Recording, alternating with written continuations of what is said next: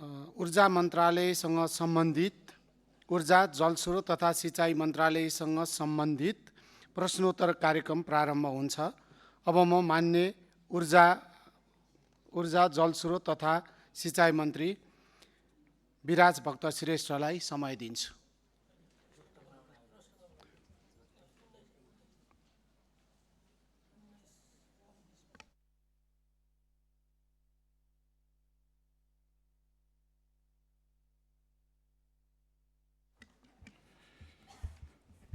सम्मान्य सभामुख महोदय, सर्वप्रथम नेपाली साहित्य, कला र संस्कृतिका शिखर व्यक्तित्व एवं जनकवि दुर्गालाल श्रेष्ठप्रति हार्दिक श्रद्धा सुमन।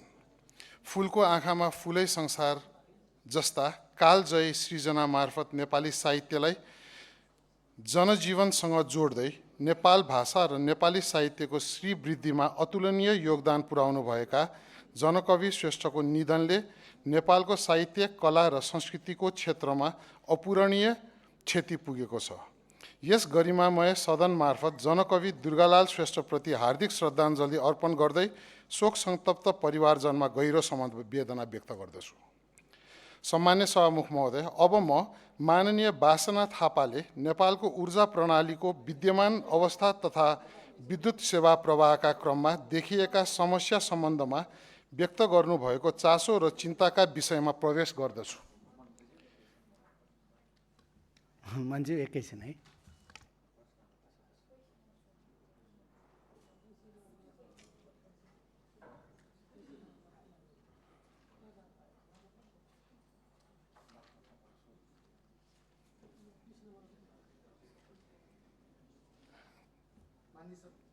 मान्य सदस्यहरू, अब प्रश्नकर्ता मान्य सदस्य वासना थापालाई आफ्नो प्रश्न सोध्न अनुमति दिन्छु।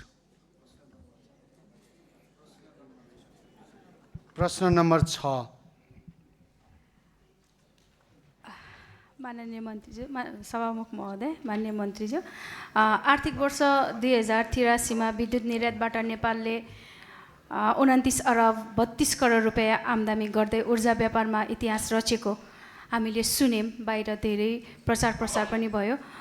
स्वदेशभित्रै हामी रहिरहेका उपभोक्ताहरूले दैनिक जसो अघोषित लोड सेडिङ, ट्रिपिङ र झ्याप बत्ती जाने समस्या झेलिरहेका छौँ। देशभित्रका नागरिकलाई गुणस्तरीय र निरन्तर विद्युत आपूर्ति किन दिन नसकेको हो र विदेशमा विद्युत बेचेर उपलब्धि देखाउने विरोधाभासपूर्ण नीति कहिलेसम्म चल्छ हाम्रोमा जस्तो लाग्छ मलाई। र पटक विद्युत आपूर्ति आबद्ध हुने र ट्रिपिङ हुने समस्याको छानबिनको लागि मन्त्रालयले गठन गरेको छानबिन आयोगको काम हाल कुन चरणमा पुगेको छ?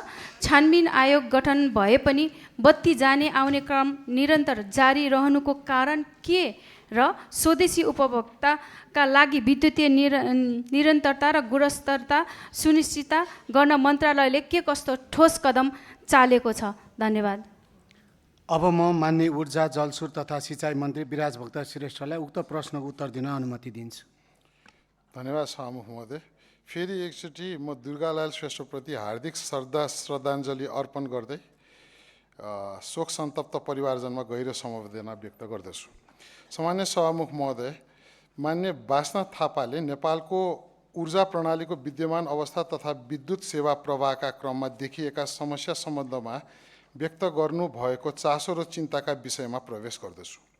मान्यज्यूले राख्नुभएको जिज्ञासाका सन्दर्भमा मन्त्रालयबाट नेपाल विद्युत प्राधिकरण समेतसँग बुझेर समयमै गरिमामय संसद समक्ष लिखित जवाफ पठाएको निवेदन पनि गर्दछु। साथै तत्सम्बन्ध मुख्य विषय यहाँ प्रस्तुत गर्न चाहन्छु। आर्थिक वर्ष 82-83 नेपालले भारत र बङ्गलादेशमा विद्युत निर्यात गरी 29 अर्ब 32 करोड 47 लाख रुपियाँ आम्दानी गरेको तथ्य सही हो। तर विद्युत निर्यातलाई मात्र नेपालको ऊर्जा क्षेत्रको पूर्ण सफलता मान्न मिल्दैन। नेपालको जलविद्युत उत्पादन प्रणाली मुख्यतः नदी प्रवाही प्रकृतिको भएकोले वर्षायाममा नदीमा पानीको बहाव बढेसँगै उत्पादन उच्च हुन्छ। सो समयमा स्वदेशी मागभन्दा बढी विद्युत उत्पादन हुने भएकोले आन्तरिक खपतको पर्याप्त पूर्वाधार नहुँदा विद्युत खेर जान नदिन भारत र बङ्गलादेशमा निर्यात गर्नुपर्ने अवस्था रहन्छ। अर्कोतर्फ सुर्खायाममा उत्पादन घट्ने भएकोले अझै पनि भारतबाट विद्युत आयात गर्नुपर्ने अवस्था छ। आर्थिक वर्ष 82-83 मा नेपालले करिब 10 अर्ब 55 करोड रुपियाँको विद्युत आयात समेत गरेको थियो। त्यसैले विद्युत निर्यात र स्वदेशी विद्युत आपूर्तिलाई एक अर्काको विरोधाभासका रूपमा नभई उत्पादन, प्रसारण र वितरण प्रणालीका छुट्टा-छुट्टै चुनौतीका रूपमा बुझ्न आवश्यक रहेको म निवेदन गर्दछु। अहिले हाम्रो मुख्य चुनौती विद्युत उत्पादनमा मात्र सीमित छैन, प्रसारण तथा वितरण पूर्वाधारको क्षमता, गुणस्तर र विश्वसनीयता पनि महत्त्वपूर्ण विषय बनेका छन्। औद्योगिक करिडोरहरूमा प्रसारण तथा वितरण पूर्वाधारका कारण ट्रिपिङ, भोल्टेजमा उतार चढाव तथा विद्युत गुणस्तर सम्बन्धी समस्या रहेको गुनासो छ। जलाशययुक्त योजना निर्माण, प्रसारण सञ्जालको विस्तार तथा वितरण प्रणालीको सुदृढीकरण नहुँदासम्म यी चुनौती पूर्ण रूपमा समाधान गर्न कठिन छ, तथापि असम्भव भने नरहेको निवेदन गर्दछु।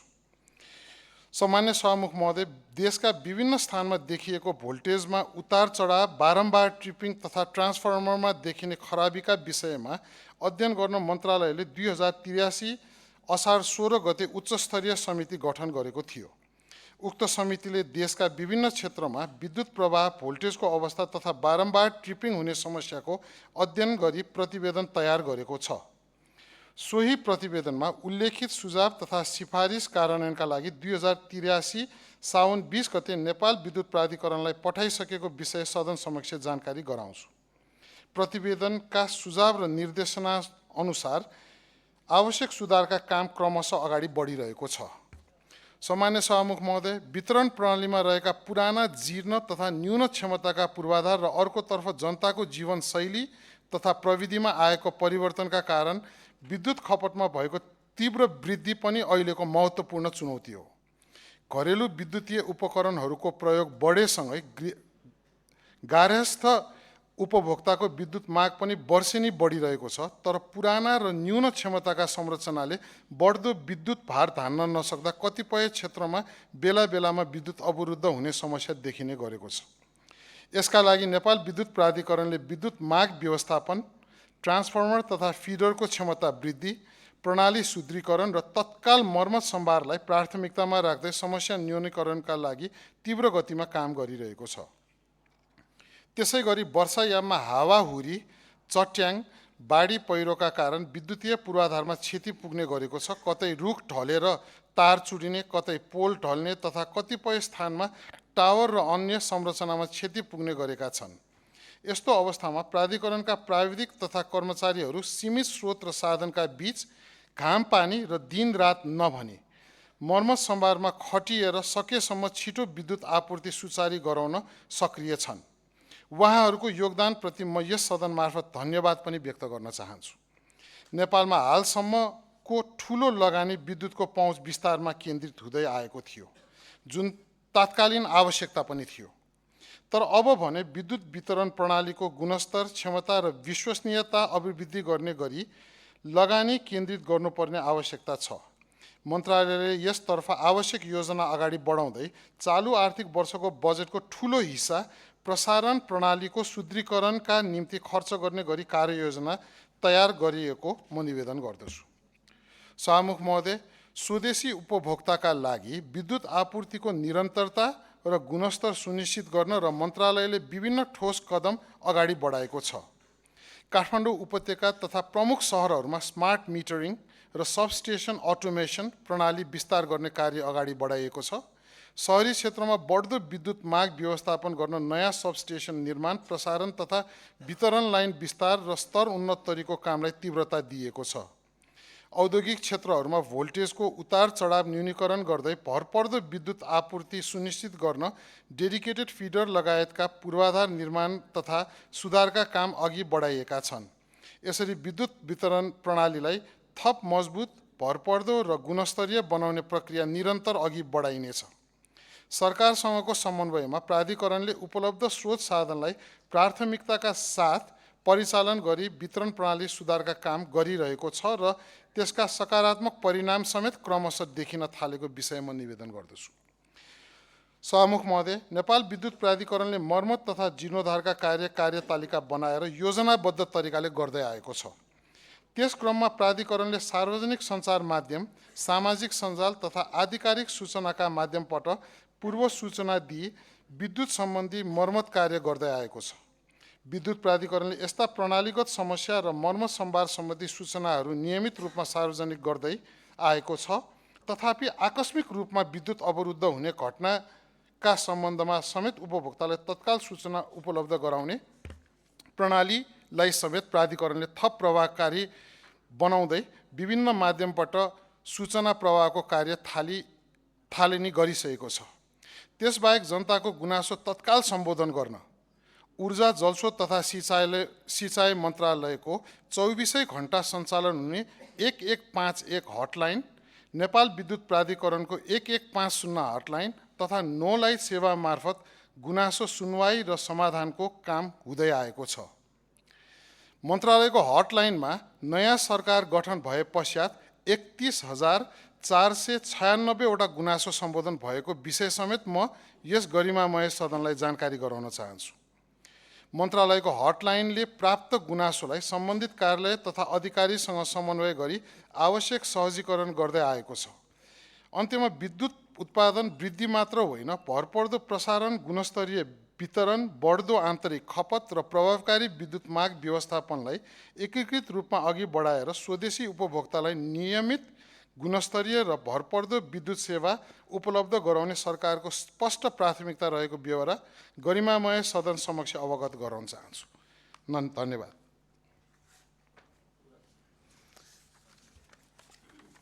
माननीय मन्त्री आसन ग्रहण गर्न सक्नुहुन्छ।